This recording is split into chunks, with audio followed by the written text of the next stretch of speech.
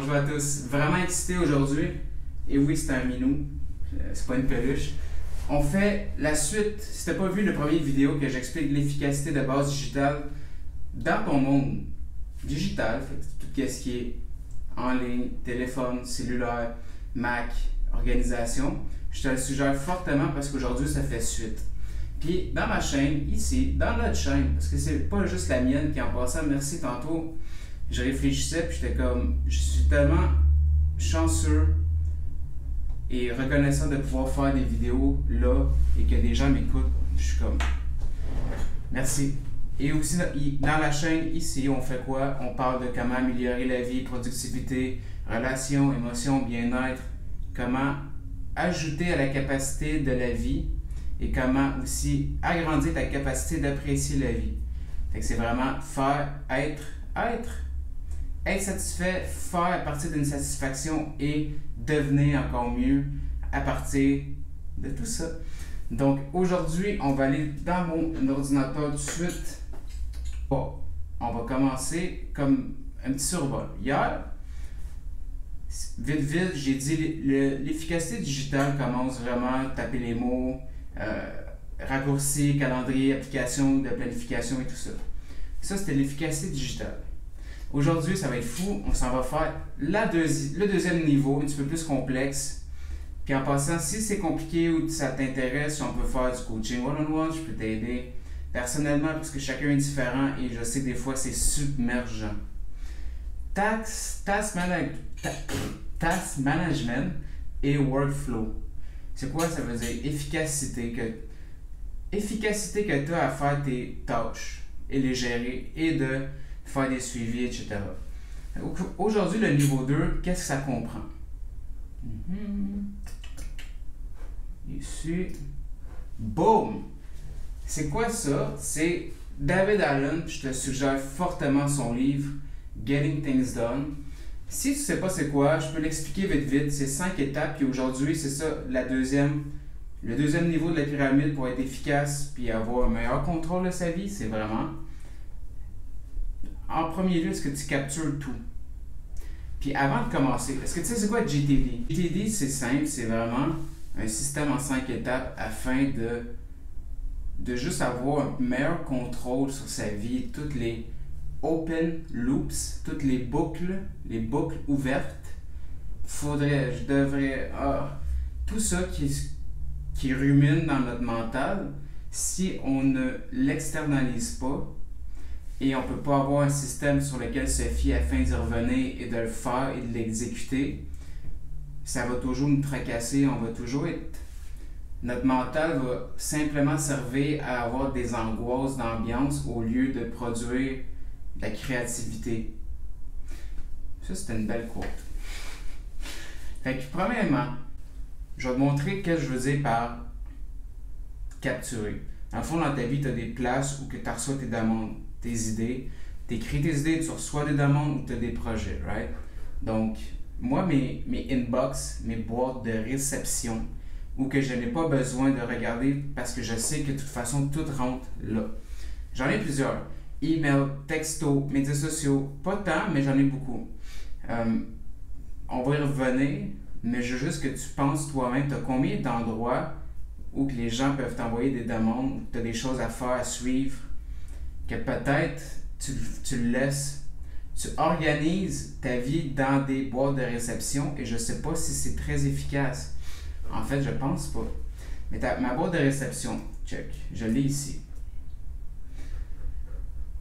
Audio, mes photos, des fois, celles, fait que mes messages textes, notes, mes papiers, fait que ça pour moi, je mets ça dans ma boîte de réception physique que j'ai ici. Digital, c'est mon téléphone, email. Dans mon mini-Mac, c'est tout ça. Voilà vraiment toutes mes boîtes de réception. Qui est la première étape. Notes, ça c'est physique. Mes notes, cahiers, mes journaux, mon tableau blanc, juste là. Il y a de quoi je peux faire avec ça par la suite, c'est pas la finalité. Mini-Mac, email, mon Kindle, mes notes, Todoist. Ça c'est où je capture toutes mes idées. Comme tu peux voir, je vais faire ça. Une touche. Me rappeler de mettre le vidéo en ligne avant ce soir. Là, check, c'est parti de ma tête. Mais ce soir, je vais vérifier mes boîtes de réception, qui est la première étape, et la clarifier, qui va être la deuxième. Donc, cellulaire, c'est texto, média, photo, audio, boîte. Ça, c'est toutes mes boîtes de réception que une fois par jour ou par 3 jours, je vérifie l'ensemble pour voir que rien ne m'échappe. Et la deuxième étape, de monsieur David Allen, c'est clarifier. C'est quoi ça? Qu'est-ce que ça veut dire? C'est quoi ça, tabarnouche? Je peux te donner un exemple. Dans mon vrai inbox, boîte de réception, comme tu peux voir, boîte de réception, ça date depuis hier. Donc, quand que tu fais le système de David Allen, première étape, c'est que tu sais c'est où tes boîtes de réception. Deuxième, il faut que tu clarifies. Puis clarifier, je vais te faire un exemple, puis je ne vais pas m'étaler là-dessus parce que sinon la vidéo va être absolument trop longue pour rien. Faire des quotes sagesse. Ça, j'ai capturé hier. Là, je suis comme, OK. Faire des quotes sagesse, 10 et publier à chaque jeudi de Chauvin. What the fuck? Tu sais, là, je me demande, c'est quoi ça? Ah oui, là, dans le fond, j'ai une idée pour un projet. Puis ça, je le ferai pas là, mais ça, je le clarifierai d'une façon plus précise et je le décortique. Et là, je le mettrai dans ma liste de projets avec des idées et les 10 vidéos afin de, parce que c'est actionnable. Parce que dans le fond, des fois, dans ta boîte de réception, c'est pas actionnable, c'est juste en attente. Ça peut être référence, un jour peut-être. Donc, tu sais, ça dépend vraiment. Mais quand c'est actionnable, on va s'arrêter à ça aujourd'hui. Fait que la deuxième étape, c'est quoi? Fait que là, est-ce que tu connais le principe, le concept de prochaine action physique? Une liste de prochaines actions physiques, c'est plus des choses qui ne vont pas dans un projet. Il y en a beaucoup d'exemples. Fait que faut pas mélanger to-do list avec projet. To-do list, c'est des actions que tu fais sans projet. Un projet, ben c'est des actions, mais qui ont un but précis et que ça dure au moins 1 an. Je pense que David Allen dit, si ça dure plus de 2 actions, c'est un projet. Je pense que c'est un peu exagéré. Pour moi, nettoyer mon bureau, c'est pas un projet, c'est plus un standard à maintenir. Une petite nuance encore, qu'on va y revenir, ça va faire du sens éventuellement avec mes mots, si ça fait pas de sens. Est-ce que tu es à l'aise dans ton efficacité digitale? On va y revenir. Je ne vais pas trop vous mélanger. Ici, est-ce que tu es à l'aise avec le concept de la prochaine action? Si la réponse est non, ce sera de quoi à revisiter. Une autre chose, as-tu une liste de projets en cours? Puis c'est quoi un projet? Un projet, c'est un ensemble de résultats ou un résultat que tu veux atteindre avant un certain temps. Fait qu'il y a un deadline et c'est précis. Ça, c'est un projet. Donc, c'est des petites questions que je te pose. Puis, je vais même les écrire. Ici. Niveau 2. Fait que, à quel point tu maîtrises tout ça, capture, clarifie, organise, réfléchis. Mais aussi, est-ce que tu es à l'aise avec la liste de prochaines actions? As-tu une liste de projets? Oh. Une liste de projets. Ensuite, prendre l'habitude de faire un bilan hebdomadaire. C'est quoi ça? Ça, c'est complexe. Là. Un weekly review, est-ce que tu as ça? Moi, donner un exemple. Mon weekly review, c'est quoi? Je ramasse tout dans mon espace mental. Et quand je clique dans Evernote, une fois semaine, je le fais, je fais un mind sweep. Fait que j'ai des listes, plein de listes de choses ici, comme tu peux voir. Est-ce que ça me trigger? Est-ce que j'ai de quoi là-dessus? Ok, là, je m'assois une fois semaine. Projet commencé, non terminé. Là, je suis comme, y a-tu de quoi j'ai pas fini? Ah oui, vidéo YouTube. Bon, fait que là, je le capture parce que ça me donne des idées. Je fais je fais pas le plein, je fais le vide de mon espace psychique. Mon espace physique, je ramasse tout dans chaque environnement qui est pas à sa place. Papier, notes, facture, cahier, je le mets dans mon inbox. Mon espace digital, je purge, je clarifie tout. Calendrier, Todoist en action, Things, Pocket, Antidote, email, bureau, iPhone, je check tous mes textos, est-ce que j'ai manqué quelque chose? Puis après ça, deuxième étape, tu clarifies. Troisième, j'organise. Mais vu que c'est un hebdomadaire, c'est plus poussé qu'à chaque jour. Puis hebdomadaire, c'est que là, je relis ma vision ultime que j'ai ici. On la voit pas, mais là, après ça, je priorise les top 3 projets que je veux faire d'ici 3 mois, des résultats spécifiques. Et je regarde, tu sais, c'est mon checklist de mon bilan hebdomadaire. Est-ce que tu fais cela? C'est vraiment une des choses qui te permet d'être le plus à jour, en contrôle, maîtrise. Quand tu contrôles ça, tu n'as pas besoin d'avoir l'obsession déviante de devoir contrôler ton partenaire, tes relations, tout ce que tu ne contrôles pas. Ça, si ça ne te tente pas de le faire, ce que je te montre, c'est une des seules choses que tu contrôles. Donc, si tu ne fais pas des choses comme ça, tu vas chercher à contrôler tout ce que tu ne peux pas vraiment contrôler. C'est comme inverser ce qu'on fait en général.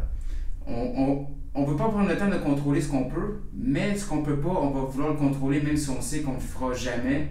Puis on préfère vivre dans le déni, victimisation du fait que j'essaie de contrôler tout ce que je peux pas, mais je le sais, mais je fais juste à semblant que je le sais pas. Fait que je continue à contrôler la vie à la place de contrôler ça, ce que je vous montre. Inverse. Quand tu contrôles ce qui se passe là, t'as pas besoin. T'en as assez. C'est complexe, ça. C'est complexe. Bon. Par la suite, est-ce que tu fais un bilan mensuel? Je te le montrerai pas, c'est encore plus poussé. Puis un bilan annuel. Puis connais-tu la règle de 2 minutes? Tu sais quoi, la règle de 2 minutes? Non. Peut-être. Moi, je l'ai mis à 5. Je l'ai ici. Quand que je vide mon inbox, je calcule, est-ce que, dans le fond, tu fais tes inbox, chaque chose que tu penses. Qu'est-ce que c'est? Est-ce que c'est actionnable? Si la réponse est oui, est-ce que ça prend moins de 5 minutes à faire? Si la réponse est sûrement, je le fais. Et pour être sûr que c'est 5 minutes, je le time. Souvent, je me trompe, c'est 9. Fait qu'après ça, j'ai une meilleure idée de combien de temps prend chaque chose, puis j'arrête de me... j'ai mué. Ça me rend triste, moi, les 5 minutes.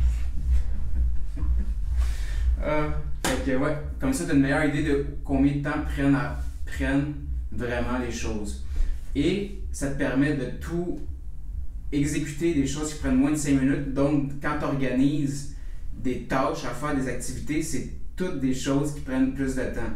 Fait que c'est moins stressant et tu y vas même par contexte, etc. Tu connais-tu ta liste de domaines de responsabilité? Domaine de responsabilité. J'en sors des choses, mais s'il y a rien, si cela ne te dit pas grand-chose, j'ai un cours sur l'art de maîtriser son temps. First, fucking deep sur pas mal de projets, responsabilités puis actions. Par contre, je suggère aussi GTD plus mon cours. Je te dis, tu vas être une machine. Excusez-moi pour le petit bruit. Donc, est-ce que tu as une liste de tes domaines de responsabilité? Puis c'est quoi un domaine de responsabilité? Ben, check. Est-ce que tu sais faire la différence entre 1, une tâche, 2, une opération, puis pas une opération comme chirurgie, 3, projet, 4, standard, 5, non, projet. Qu'est-ce qui est le contraire d'un projet? Un hobby, c'est vrai, le hobby loisir. 5, standard. Et 6. Alors, on va l'avoir. Excusez-moi pour mon français. Mon français, il est bien au niveau sémantique, mais au niveau syntaxique, pas tant. But, objectif. Est-ce que tu sais c'est quoi la différence entre tout ça? Entre une tâche, une opération, un projet, un hobby, une tâche, c'est simple, je le dis vite. Si tu ne le sais pas, fais mon cours. Ça va t'aider. C'est une tâche, c'est des actions uniques que tu dois faire dans une session de travail. Ça rentre souvent dans les projets. Une opération, c'est quoi? C'est un ensemble mental, stratégique, un ensemble stratégique de choses, d'activités à faire pour avoir un résultat précis. Puis un projet, c'est résultat précis plus deadline. Un hobby, c'est un résultat sans deadline. Un standard, c'est une norme à maintenir à vie. Un but, c'est une cible fixe. Puis un objectif, finalité, c'est voulu. Donc une tâche, souvent des projets, ça va être des tâches d'opération. Un standard, exemple, c'est finance. Un projet, ça serait faire 100 000 avant 2023. Un standard, ça serait santé. Tu le maintiens. Mais un projet qui va dans le standard de santé, ça serait faire un marathon avant le 22 novembre. Parce que c'est précis. Fait que projet, souvent les gens confondent ces deux-là. Ils font beaucoup de choses parce qu'ils aiment ça, sans résultat précis vraiment. Peut-être, mais sans deadline. Fait que c'est plus un hobby, c'est un passe-temps. Mais un projet, c'est vraiment, ça va te rapporter un résultat précis, quelque chose, un deadline, puis c'est spécifique. Standard, c'est ça, c'est à vie. Fait que les choses les plus actionnables, c'est ces deux-là, puis un standard par la suite. Bon, si tout ça, t'es comme, c'est bon, c'est du chinois un peu ce qu'il dit. Ben, tu devrais peut-être aller faire GTD, Getting Things Done, et mon cours sur l'art de maîtriser son temps qui est vraiment axé sur les projets. Classique. Puis en même temps, ben, continuer à maîtriser le niveau 1. Bon, si ça va se clarifier avec le temps, parce qu'il y a sûrement des concepts, des idées que tu ne comprends pas à 100%. Puis, ou peut-être j'explique mal aussi. Mais peut-être le prochain va faire plus de sens parce que je vais intégrer les trois. L'efficacité, le fait d'avoir une efficacité et de gérer ses projets, ses actions. Et là, on s'en va, prochaine vidéo, former des habitudes, comportements. Et ça va être encore plus excitant. À bientôt.